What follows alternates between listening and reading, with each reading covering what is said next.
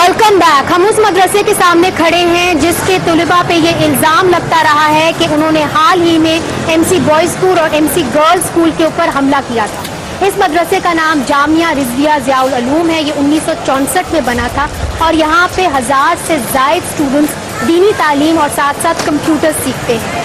500 students यहाँ पे रिहाइश पजीर हैं। आइए देखते हैं कि इनकी इंतज़ामिया अपनी सफाई में क्या कहती है।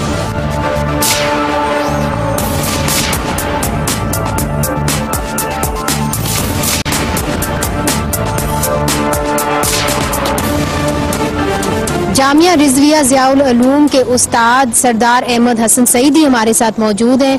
सईदी साहब, 2 किलोमीटर के फासले पे 2 स्कूल हैं, एमसी बॉयज़ स्कूल और एमसी गर्ल्स स्कूल। वहाँ पे पिछले जुम्मे एक हमला हुआ था और इल्ज़ाम लगाया गया था कि आपके मदरसे से ही कुछ लड़कों ने ये हमला किया है। डंडे लेके और लाठियां लेके वो स्कूल के अंदर दाखिल हो गए, उन्होंने लड़कों को भी मारा और लड़कियों का स्कूल भी ज़बरदस्ती बंद करवा दिया। तो आप अपनी सफाई में क्या कहेंगे? देखिए जी, हमारा इदारा जो है इसको तकरीबन 50 साल हो चुके हैं और इन 50 सालों में कई मरहले आए हैं, मुख्तलिफ तारीखें चलती रही हैं। अभी ये चंद साल पहले से जो है वो जब यूरोप में जो है वो हुजूर नबी मुकर्रम सल्लल्लाहु अलैहि वसल्लम की नामूस के हवाले से कुछ खाके शाया किए गए, तो बहुत बड़े बड़े जुलूस जो है वो यहाँ इस मदरसे के ज़ेर एहतमाम निकाले गए हैं, जिसमें कम अज़ कम 25,000 से लेकर 50,000 तक अफराद शरीक होते थे। लेकिन ना तो किसी सड़क पर जो है वो बत्ती टूटी, ना किसी गाड़ी को नुकसान हुआ, हत्ता कि टायर तक नहीं जलाए गए।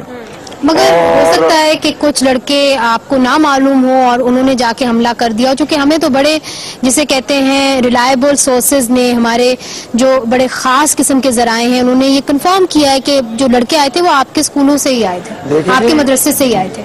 देखिए जी, ऐसा हो सकता है, मुमकिन है कोई तालिब इल्म पहले पढ़ता रहा हो। क्या मदरसे के अंदर रह के आप लोग इंटरनल इंक्वायरी कोई करवाएंगे?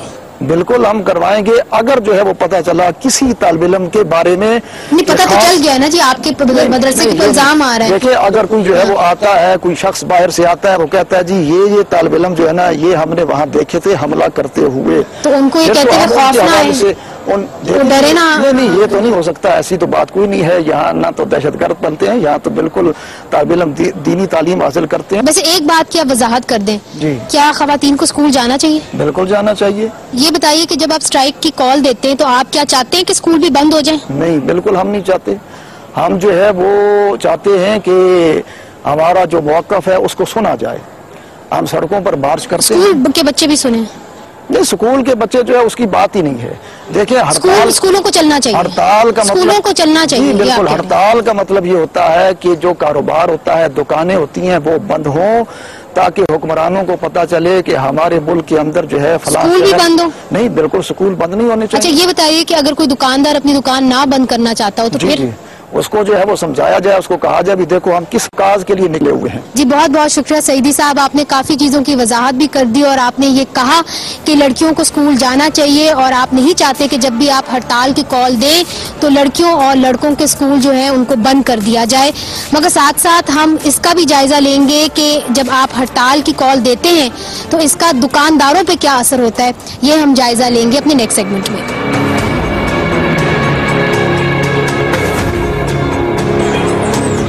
इस वक्त हम रावलपिंडी की मशहूर कमर्शियल मार्केट में मौजूद हैं। आइए दुकानदारों से पूछते हैं कि यहाँ पे भी शरपसंद अनासिर इनको इस बात पे मजबूर करते हैं कि ये अपनी दुकानें बंद कर दें। मेरी यहाँ कपड़े की दुकान है। ये जो जुमे की हड़ताल से पहले 2 दिन पहले एक डंडा बरदार जुलूस निकला, जिन्होंने अपने मुंह ढांपे हुए थे। उन्होंने किस 2-3 दुकानदारों के वो जो फ्लैक्स लगे होते हैं जिसमें हमारे नाम वगैरह लिखे होते हैं, जुमे से 2 दिन पहले ये मूवमेंट हुई। फिर जुमे वाले दिन उन्होंने नोटिस भेजे हुए थे कि जी आप ये हड़ताल करें, और उस पर किसी पॉलिटिकल पार्टी का नाम नहीं था, उन लोगों का अपना था कि जी मुहिब्बान मुमताज कादरी, और ये जुलूस निकाले गए। फिर जुमे वाले दिन यहाँ बहुत बड़ा वो नकाबपोश जुलूस भी था, उनके हाथों में बड़े बड़े डंडे थे। उस खौफ की वजह से लोगों ने दुकानें बंद रखी। कुछ पता है कि ये कहाँ से आए? आप ये आज पता ही नहीं लग सका जी ये किस तरफ से आए। तो ये तो यूं महसूस हो रहा था कि कोई एक खास जमात आई है टेररिज्म फैलाने के लिए, लोगों में खौफ और हरास फैलाने के लिए। तो आपने FIR दर्ज क्यों नहीं की? FIR जो यहाँ तो एक आम कॉन्सेप्ट ये था कि उनके एक तो ये 2 दिन पहले जो मूवमेंट हुई उनके साथ पुलिस चल रही थी, पुलिस भी थी साथ उनके जो वो यूं लग रहा था जैसा पुलिस उनकी बॉडीगार्ड है। वो दुकानदारों को बजाय ये कि उनके सामने वो कह रहे थे बंद करो, लेकिन कोई ऐसी ये बुध के दिन अच्छा। लेकिन कोई ऐसी चीज देखने में नहीं आई कि पुलिस ने ये कहा कि खबरदार को किसी ने कुछ किया, बल्कि उन्होंने टायरों पे आग लगाई 2 चौकों पे। आपने पुलिस देख के कि पुलिस भी उनके साथ मुलव्वस है, तो आप लोगों ने FIR दर्ज नहीं की? जब हम ये देख रहे थे कि पुलिस उनके साथ साथ चल रही है, तो FIR किसको दर्ज करवाएं? पुलिस तो देख रही थी ऑलरेडी कि क्या हो रहा है। यूं लग रहा था कि पुलिस उनसे डर रही है।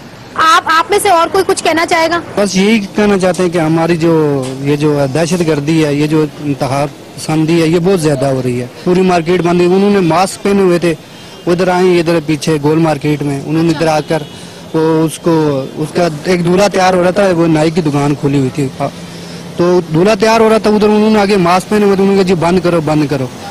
अच्छा। तो भूत वाले तो ये हिसाब था कि वो पुलिस वाले उनके साथ उधर आए, सारे डंडे पकड़े हुए, पुलिस वाले उनके पीछे चले जा रहे हैं, तो वो आगे वो ऐसा महसूस है कि वो अपने शहर के, मतलब पिंडी एक होता है ना, इस शहर के कुछ जानवर ऐसे लग ही नहीं रहे थे कि अपने इस शहर के या इस पिंडी के। जी, कमर्शियल मार्केट के दुकानदारों का और ताजरों का ये कहना है कि जब भी यहाँ पे हड़ताल होती है तो शरपसंद अनासर आते हैं और तोड़ फोड़ करते हैं, जिसकी वजह से वो अपनी दुकानों को बंद करने पे मजबूर हो जाते हैं। हैरत की बात तो ये है कि पुलिस उनको रोकती नहीं है, बल्कि उनके साथ होती है। तो हम अपने अगले सेगमेंट में थाने जाएंगे, पुलिस थाने जाएंगे और उनसे ये पूछेंगे कि क्या वजह है कि ना ही वो इनकी FIR दर्ज करने को तैयार हैं, और साथ साथ वो उन लोगों को भी प्रोटेक्शन देते हैं जो यहाँ पे आके तोड़ फोड़ करते हैं। चलते हैं पुलिस थाने।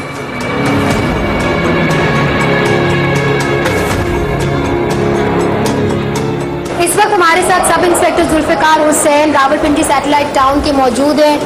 सर, आपकी फोर्स के खिलाफ बहुत ज्यादा एक्यूजेशन है, इल्जामात हैं कि बुध के रोज जब ये शरपसंद अनासिर आए और उन्होंने तोड़ फोड़ की कमर्शियल मार्केट के अंदर, तो आपके पुलिस वाले साथ थे। मैडम ऐसी कोई बात नहीं है, और न ही ऐसी कोई बात मेरे नॉलेज में है। तो मजीद जो है वो SHO साहब जो है हमारे थाने के, वही आपको इस बारे में ब्रीफ कर सकते हैं। अच्छा, SHO तो इस वक्त मौजूद नहीं है, मगर मैं आपसे पूछना चाहूंगी कि ये पिछले जुमे एक और वाकया भी हुआ था, जिसके अंदर जो गर्ल्स स्कूल और बॉयज स्कूल है सैटेलाइट टाउन में, आप जानते हो कि गवर्नमेंट गर्ल्स स्कूल और बॉयज स्कूल, वहाँ पे भी कुछ ऐसे शरपसंद अनासिर घुस आए थे जिन्होंने तोड़ फोड़ की, बच्चों को हरासा किया और जबरदस्ती स्कूलों को जल्दी बंद करवा दिया। तो आपकी जो पुलिस फोर्स है वो काफी देर बाद वहाँ पे पहुंची और उन्होंने भी कोई इकदाम नहीं किया, इस हवाले से कोई उन्होंने कदम नहीं उठाया? मैडम ये मेरे नॉलेज में नहीं है।